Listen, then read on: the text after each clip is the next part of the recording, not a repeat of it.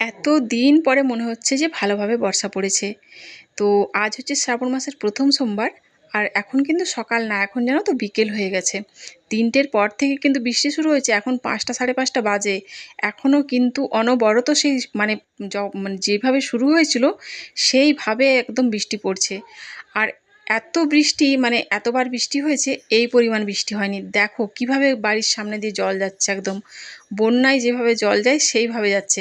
আর আমাদের এখানে কিন্তু পাশে পুকুর কিংবা নদী সেরকম কোনো রকম মানে জিনিস নেই যে মানে ওখান থেকে জলটা আসবে। এইটা দেখো ওই দিক থেকে ওপর দিক থেকে জলটা এদিকে কিন্তু গড়িয়ে নিচে নেমে আসছে। আর এই সব থেকে মজার ব্যাপার কী হলো জানো তো, এই বৃষ্টির জলের সাথে না অনেক মাছ কিন্তু ভেসে ভেসে যাচ্ছিলো। সেটা আমরা দেখেছি কিন্তু ধরতে পারিনি, এত ছোটো ছোটো মাছ আর এত স্পিডে যাচ্ছে যে সেগুলোকে ধরা যাবে না। তো শুভ সকাল বন্ধুরা, কেমন আছো তোমরা সবাই? আশা করছি তোমরা সবাই ভালো আছো, সুস্থ আছো, আমরা সবাই ভালো আছি। আর আগের যে ভিডিওটা দেখলে যেটা বৃষ্টির, সেটা কিন্তু গতকালের সোমবারের ভিডিও। আর তখন আমি আর ভিডিওটা কন্টিনিউ করিনি। আর এটা হচ্ছে মঙ্গলবার। তো সকালবেলা বাড়ির অল্প একটু কাজ করে নিয়ে, বৃষ্টি কিন্তু এখনও পর্যন্ত পড়ছে, অল্প একটু কাজ সেরে নিয়ে আমি কিন্তু গেছিলাম বাজারে। তার কারণ বাড়িতে একদম সবজি বাজার শেষ হয়ে গেছিলো আর চুড়ি কেনা হয়েছিল না। তো মেয়ে কদিন থেকেই বায়না করছে বাজার যাওয়ার জন্য, চুড়ি নেওয়ার জন্য, কিন্তু যেতে পারিনি অনেক কিছু কারণে। তো যাই হোক, আজকে আমি অনেক মানে কি বলবো, মনের জেদ নিয়ে, যেহেতু সবজি বাজার শেষ হয়ে গেছে সেই কারণে আমি জোর জবস্তি করেই গেছি বৃষ্টির মধ্যে। আর ছেলে ছিল কিন্তু ও তো ডিউটি করেছে, সারা রাত ডিউটি। তো রাত জাগার পর সকালবেলা কিন্তু এসে ঘুমাচ্ছে, আবার 2টোর সময় ডিউটি আছে, তাই জন্য ওকে আর আমি ডাকিনি। তো মা মেয়ে মিলে গেছিলাম বাজারে, আর ওখানে সবজি বাজার করেছি, তারপরে চুড়ি কেনার পরে মাছ বাজার করে তারপর কিন্তু বাড়ি আসছি। আর রাস্তার অবস্থা দেখছো তো কীভাবে, মানে রাস্তাঘাট আমাদের এখানে মানে কি অবস্থা হয়েছে। গাড়িটা যে আমি কিভাবে এইটুকু জায়গাটার মধ্যে মানে নিয়ে এসেছি, এইটুকু রাস্তার মধ্যে আর কি, তো সেটা মানে বলার কথা নয়। ওই দিকটা ভালো, কিন্তু আমাদের এইটুকুটা একদম মানে রাস্তা কাদা আর কি, এটা এখনও মানে ঢালাই রাস্তা হয়নি। আর সেটারও অনেক কারণ আছে, তো যাই হোক সেটা আমি বলতে পারবো না। আর দেখো দুষ্টু, মানে যেই গাড়ি নিয়ে আসুক গাড়ির আওয়াজ পেলে, আর আমাদের সবথেকে একটা অবাক করা জিনিস কী জানো তো, ও কিন্তু এই আমাদের মানে স্কুটির আওয়াজটা ভালোভাবে চেনে।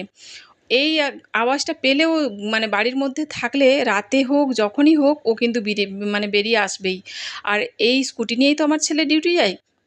তো কিন্তু রাতে যখন ছেলে আসবে তখন দুবার শুধু হর্ন দিলে ব্যাস ও ছুটে চলে আসবে। আর যদি জেগে থাকে, না হর্ন দিলেও কিন্তু বেরিয়ে চলে আসে। তো ও তো জানে যে মাছ এনেছে মা। আর দেখো এখনও কিন্তু এখান থেকে একটুও নড়বে না। তো যাই হোক, বাজার তো করে নিয়ে চলে এসেছি। আর ভীষণ খিদে, সকাল থেকে কিছু খাইনি জানো তো, শুধু একটু অল্প চা করেছিলাম। তো চাটা একটু খেয়েই বাজারে গেছিলাম। আর তোমাদেরকে বললাম যে অল্প একটু কাজ করে দিয়ে গেছি। সেই কাজটা হচ্ছে বাড়ির বাসি বিছানা তোলা, ঘরদোর ঝাড় দেওয়া, উঠান ধোয়া, আর কিছু করিনি আর কি। গ্যাস টেবিল মোছা এগুলো সব মুছে দিয়ে গেছিলাম, কিন্তু অল্প একটু বাসন ছিল বলে ওগুলো আর ধুইনি। আমি থাক এসেই ধোবো, একদম যেহেতু পা হাত ধুতে হবে, বৃষ্টির মধ্যে ভিজেও যাব, তখন সব কিছু কাজ করে একদম চান টান করে নেবো আর কি। কিন্তু আস্তে আস্তে না 11:30 বেজে গেছে, আর আমার ছেলের তো ডিউটি আছে। তো সেই কারণে আগে এসে হাত পাগুলো ধুয়ে ভালোভাবে আগে ভাত বসিয়েছি, ভাতটা বসিয়ে আর এইদিকে এসেছি এই যে মাছ আর সবজিগুলো ধুতে। তো মাছ আর সবজিগুলো সব ধোয়াটা হয়ে গেলে ভীষণভাবে খিদে পেয়েছিল। তো বাজারে কিন্তু মানে মনে হচ্ছিল কি যে কিছু একটা অল্প কিছু বাজার থেকেই নিয়ে নেবো খাবারের জন্য। তো ভেবেছিলাম ইডলি নেবো, কিন্তু কি বলো তো, যেখানে সবজি বাজার আজকে আমি করতে গেছিলাম সেখানে মানে কোনো এই মানে ঢালাই দেওয়া কোনো রকম কোনো ব্যবস্থা ছিল না আর কি। সে পুরো মাঠের মধ্যে বাজারটা বসে, আর এত পরিমাণে কাদা হয়েছে মানে আর বলার কথা নয়। তো যাই হোক, সবজি বাজার করে তারপর তো চুড়ি নিয়েছি, তারপর মাছ নিয়েছি। আর টিফিনটা যে নেব আর আমার দাঁড়িয়ে নিতে ইচ্ছা করছিল না। তো মেয়েকে বললাম চল মা, বাড়িতে তো ভাত আছে, তো আগের দিনের ভাত ছিল, তো সেইটা আমি কারি পাতা আলু দিয়ে যেটা যেভাবে ফ্রাই করা হয় আর কি, সেইভাবে আমি একটু এসে তাড়াতাড়ি করে এদিকে একদিকে ভাত বসিয়েছি, আর ওইটা একদিকে ফ্রাই করে নিয়ে সবাইকে দিয়েছি। তারপরে আমিও অল্প খেয়ে নিয়েছি, কারণ সত্যি কথা বলতে ভীষণ খিদে পাচ্ছিল। তারপরে আমি এই যে মাছ টাছগুলো একটু ধুতে এসেছি। আর মাছটা ধুয়ে দুষ্টুকেও কিন্তু খিদে পেয়েছিল জানো তো। তো যেই ভাতটা ছিল সেই ভাতটা অল্প একটু বাঁচিয়ে দুষ্টুকেও আমি গরম করে মাছ ভাজার সাথে দিয়েছি। কারণ ও সত্যি কথা বলতে আমার একটা সন্তানের মতো। ও খিদে পেলে না একদম খিদে সহ্য করতে পারে না জানো তো। আর যখন ওর খাওয়া হয়ে যাবে তখন কিন্তু এতটুকু পরিমাণে আমাদেরকে বিরক্ত করে না, সুন্দর খেলাধুলা করে, সুন্দর এসে শোয়। কোনো রকম মানে কোনো কিছু অসুবিধা করে না। তো দেখো আমার তো এদিকে সব কিছু ধোয়া টোয়া হয়ে গেছে। ধুয়ে টুয়ে এই যে মাছগুলো একদম মানে কুয়োতলাতেই আমি নুন হলুদ মাখিয়ে নিচ্ছি। আর এদিকে এই যে সবজিগুলো এখন ধুয়ে নেব। আর তোমরা তো দেখো আমার ব্লগে যে আমি সবজি বাজার থেকে নিয়ে আসলে আমি ধুয়ে নিই। এটা আমার সেই যখন 2020 সালে যেই জিনিসটা হয়েছিল আর কি, তো সেই তখন থেকে আমার এই অভ্যেসটা হয়ে গেছে। এমনিতে আমি টুকটাক ধুতাম, তো তখন থেকে আমার এত পরিমাণে এই জিনিসটা হয়ে গেছে যে আমি এখন সব কিছু ধুয়েই রাখি। আর ধুয়ে রাখলে না ভালোও লাগে, জানো তো? ফ্রিজটাও পরিষ্কার থাকে অনেক দিন ধরে, বেশি মুছতে হয় না। আর ঝুড়িগুলো যেগুলোতে আমরা রাখি সেগুলোও কিন্তু পরিষ্কার থাকে। আর সবথেকে একটা বড় কথা কী হলো জানো তো? যে আলু কাটার সময় কিন্তু হাতটা কাদা কাদা হয়ে যায় না, ধুলো ধুলো মতো হয়ে যায় না, তখন কিন্তু পরিষ্কারই থাকে। আর অনেক সবজি তো আমরা মানে ধোয়ার পরে মানে কাটি আর কি। আর অনেক সবজি না ধুয়ে কাটতে হয়। তো সেই কারণে ভেন্ডিটা যেমন আমি ধুয়ে রাখি, সেটাকে আর আমাকে ধুতে লাগে না। তখন আমি ফ্রিজ থেকে বের করে একদম ডাইরেক্ট কাটি। তো দেখো আলু পেঁয়াজগুলোও ধুয়ে নিলাম। আর কী পরিমাণে কাদা জল বেরিয়েছে দেখেছো তো? আর এই দেখো, তোমাদেরকে বললাম না যে ভাতটা করে অল্প করে খেয়েছি। এই ভিডিওটা মানে এইটা আগে ছাড়ার মানে ছিল, তো এটা পরে ছাড়া হয়ে গেছে। তো যাই হোক, এই দেখো ভাতটা আমি বানিয়েছি। আর কি বলো তো, গোলমরিচ ওতে একটু দিয়েছিলাম, এত ভালো লেগেছিল গোলমরিচের গুঁড়ো। আমি না চাউমিন কিংবা পাস্তা আর এইভাবে ভাত মানে ফ্রাই করলে আমি একটু মানে গোলমরিচ গুঁড়ো ছড়িয়ে দিই, আর সেটা মানে খেতে না স্বাদটা তখন অন্যরকম হয়ে যায়। আর দেখো ভাত কিন্তু আমার হয়ে গেছে, আর মাছ ভাজা দিয়েই খেয়ে যাবে বললো ছেলে, যে কারণ তরকারি হতে একটু সময় লাগতো, আর ওর একটু দেরি হয়ে যাচ্ছিলো, 1:30 বেজে গেছে। তো দেখো এদিকে ভাত ছেলেকে দিয়ে তারপর এদিকে এসেছি আবার বাসন ধুতে। মানে ওইদিকে রান্না করতে করতে আমি এদিকে বাসনও ধুতে এসেছি। আর হচ্ছে যে বাসনগুলো শুধু মেজেছি, তারপরে হচ্ছে যে আবার গেছি ওকে খেতে দিতে। তো দেখো ও খেয়ে টেয়ে চলে যাওয়ার পরে তারপর বাসন টাসন সব ধোয়াধুয়ি করে নিয়ে এসে তারপরে একদিকে মানে মশলা তো আমার বাটাই থাকে, তো দুদিকে দুটো কড়াই বসিয়ে আমি দুটো মানে বসিয়েছি আর কি, তরকারি দুটো দুদিকে। আর আমি তার মধ্যে ঘর মুছেছি, আমার মেয়েকে চান করিয়েছি। আর এই সবজিগুলো ধুয়ে সব বাইরে দিয়েছিলাম, এগুলো সব তুলে নিয়ে চলে এসেছি। একটু জলগুলো ঝরে ঝরে গিয়েছিলো, তো তুলে নিয়ে চলে এসেছি। একটু এইভাবে ঝুড়িটা কাত করে রাখলে পুরো জলটাই ঝরে যাবে, তারপরে আমি ফ্রিজে ঢুকিয়ে দেবো। তো দেখো এই যে আমার ছোটো মেয়েকেও চান করা হয়ে গেছে, ওরা এখন বসে আছে।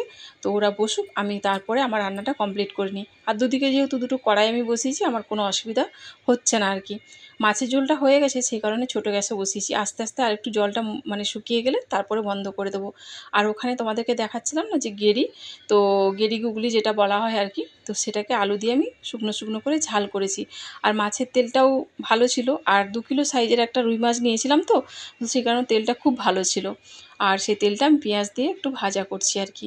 তো দেখো বন্ধুরা, রান্নাবান্না সব সেরে সবাইকে খেতে টেতে দিয়ে তারপরে ওদেরও যে বাসনগুলো সব বেরিয়েছিল, সেই বাসন, রান্নার বাসন সমস্ত কিছু ধুয়ে নিয়ে তারপর আমি চান টান করে এসে তারপর এই যে চুড়িগুলো পরেছি ঠাকুরকে, মানে ঠাকুরের পায়ের তলায় চুড়িগুলো আগে দিয়েছিলাম, তারপর আমি চুড়িগুলো কিন্তু পরেছি। তো সবাই কিন্তু এখন ঘুমাচ্ছে, আর আমি এই যে একা একা, আমাকে না একা একা খেতে একদম ইচ্ছে করে না। আমার মেয়ে যখন স্কুলে যায় না, তো ও স্কুল থেকে আসলে তখন আমি খাই। রান্না যদি হয়েও যায় তবুও আমি, তোমরা অনেক ব্লগে আমার তোমরা দেখবে, লক্ষ্য করে যে আমার মেয়ে স্কুল থেকে আসার পরে আমি খাই। তো আমার একা একা খেতে ইচ্ছে করে না। আর ছোটো মেয়ের সাথে খেয়ে নিতে পারি, কিন্তু মনে হয় কি বাচ্চাটা এসে একা খাবে, ওর জন্যে বসি। তো এই রকম আর কি। তো যাই হোক, আজকের দিনটা তো আমার ভালোই কাটলো। তো তোমরা এই প্রথম সোমবার কে কেমন কাটালে আমাকে একটু কমেন্ট করে বলো। আর তোমরা যে যেখানে থাকো ভালো থাকো, সুস্থ থাকো, আর অনেক অনেক মজা করো। আর একটা শুধু খারাপ লাগার বিষয় কি জানো তো বন্ধুরা, যে এই প্রথম সোমবার আমি মানে বাবাকে জল ঢালতে পারিনি। মানে বাড়িতেও আমার শিবলিঙ্গ একটা ছিল, সেটা মানে একটু গাগুলো নষ্ট হয়ে গেছে বলে সেটা অনেক দিন থেকে বাদ দেওয়া আছে, আর নিতে যেতে পারিনি। আর মন্দিরে যেতে পারিনি, তার একটা অন্য কারণ ছিল। তো যাই হোক, বাবা হয়তো চায়নি। তো তোমাদেরকে আগের ভিডিওতে বলেছিলাম যে তিনি না চাইলে আমরা কেউ কিছু করতে পারবো না। তো যাই হোক, সে হয়তো চায়নি আমি, মানে কোনো কিছু কারণে হয়তো আমার যা হয়েছে ভালোর জন্যই হয়েছে, কিন্তু আমি বাড়িতে আমার ফটো ছিল, তাতেই আমি সব কিছু করেছি। তো যাই হোক, তোমরা ভালো থেকো, সুস্থ থেকো।